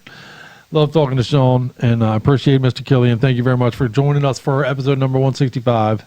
Thank you to Daniel Rothman for not just joining us for an interview and for the Kick-Ass EP, but for also all the editing and all that shit, man. You're a all the badass. hard work. Appreciate that. Truly talented dude who we love. And thank you, Scully. Thank you. For all the shit you do. And you've thrown 72 monkey wrenches into our plan tonight, but I love you for it. I had all this crazy crap we were going to talk about, but we got all sidetracked. But it's all right because you're a lunatic. And I love you for it. Struggled a little tonight to get my shit together. Hey, it's all right. We had fun. We've been stuck inside mostly for 8 weeks, man. It's crazy. It takes its toll after a while. I'm forgetting how to speak Yeah. in public to people. You know what I mean? When you're not just, used to having masks to talk to people, it's weird. I'm not talking to people really that much, so I forget how to speak. Well, next week we're going to get to all this, you guys. We'll talk about some of these goofy things, but yeah, no, I did have a good time though. It's been a fun show. I'm very happy that we were joined by Sean Killian. Very happy that we talked to Daniel Rothman. Mm-hmm. The playlist could not be more badass. Support these bands, man. Scully Right. makes it really easy for you to do Oh, that. we didn't talk about that too much. Yeah, Yeah, go make sure. to the photo album on the Metal-O-Mania group. And in the comments for each one of the pictures has links to whatever the band has. Facebook, YouTube, Bandcamp. Whatever. If they got a homepage, if whatever the hell they got, whatever is available. Right. Except for Twitter and except for Instagram, because fuck those things. Because fuck those things. But we make it extremely easy for you to follow these bands, man. Our whole goal here is for you to be able to follow and locate Kick-Ass Metal. Then I Like, can't follow, let you and miss it. subscribe. There you go. Perfect. Very easy. In most cases, it's free. And if you don't mind, do that for us. Yeah, we have a YouTube. We have a YouTube that I've been dumping stuff on nonstop right now. I'm We're trying learning to get the archives rules. into We're it. trying to figure out what we're allowed to post and what we're not allowed to post. Right. But I feel like I'm in constant negotiations with YouTube these days. I with swear to God, that's true. YouTube, Facebook, Crazy. everybody's like, you're not following the rules. Yeah. Yes, we are, motherfucker. Like, oh, just fucking who cares, man? We're I know. adults. Right. Put it on there and suck my balls. I know. I'm finally back on Facebook, so So behave yourself. Ridiculous. Yeah, I gotta. You're a bad boy. Fuckers.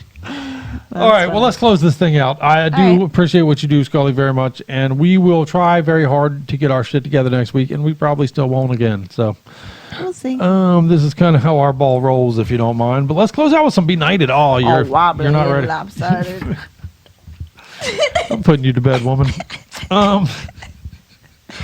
Formed in 1998. I'm thinking I'm not going to be able to sleep. Yeah, I don't think you are either. I must have slipped you something. I gave her some Bill Cosby. No, that was terrible. Benighted has now put out 9 full-length albums. Wow. Yeah, man. Nice. That's no bullshit. I mean, they're not in line with fucking Disbelief or anything yet. Hey, but they're getting there. Working on it. They're getting there. I want to take you somewhere out back and tie you up. Yeah, I don't know why. But these dudes have evolved quite a bit. You will not recognize current Benighted. If you got into Benighted back when they formed, they were very black metal edge. They were very, I mean, that's the best way to describe it. They were black metal. They were a straight up black metal band, but they're a brutal death metal band at this point, man. They have completely revolved. The evolution is complete. If you look at their last few albums, it was coming. Well, it's here. And this is a straight up brutal fucking, along the lines of some great Dying Fetus type of shit, man. So if you're a fan of those type of bands, you are about to fucking fill your drawers with love. Because I know I did. And the name of the song is Nails. The name of the album is Obscene Repressed. And the band again is Benighted. And that's how we're going to close out the show tonight. A little brutal death metal from these cats. What do you say? Sounds good. All right. I'm going to go put Scully to bed because clearly she needs it. And we'll try our best to do better next week, you guys. Please come back. Thanks for supporting. Thanks for supporting our goofy ass show. Much love. Much metal. See you next week. Bye. What are you on? No. Good Lord. Did you spike my something? I gave you something. Funny stuff. Wow, this is graphic.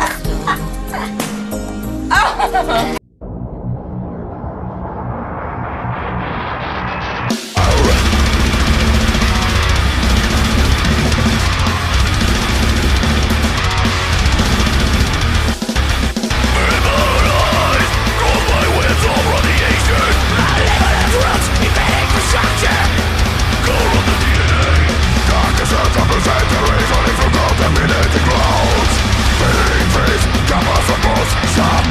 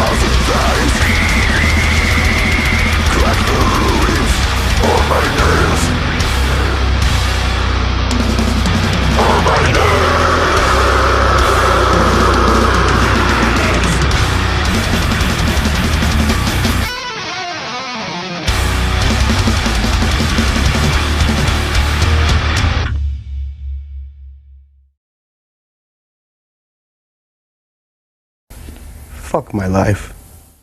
This just in. Scientists have discovered that once you've been infected by Metal-O-Mania, there is no cure. Contact Scully right away for more and more metal to feed the dragon. What's up? This is Carlos from Warbringer, and you're listening to Metal-O-Mania. Hey, this is Chris from Shoptalk, and you're listening to Metal-O-Mania with the Crypt. Get some.